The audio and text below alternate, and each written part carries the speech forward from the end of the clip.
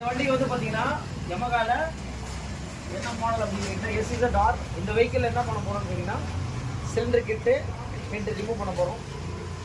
இது வந்து பார்த்தீங்கன்னா ஏற்கனவே வந்து ஒர்க் பண்ணியிருக்காங்க.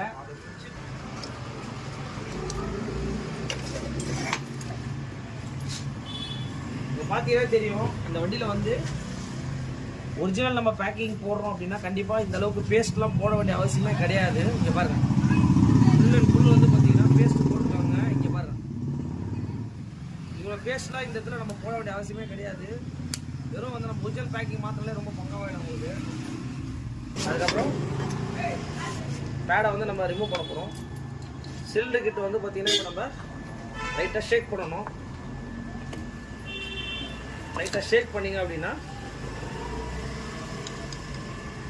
அப்படியே டைரெக்டாக வந்து பார்த்தீங்கன்னா இதான் வந்து பார்த்தீங்கன்னா நம்ம சிலிண்டர் கிட்ட ரிமூவ் பண்ணிடணும்.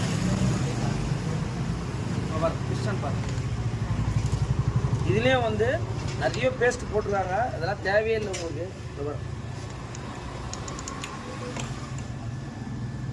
சென்டர் ஷேக் இருக்கா பார்க்கணும். சைட் ஷேக் நார்மலாக வரும் உங்களுக்கு.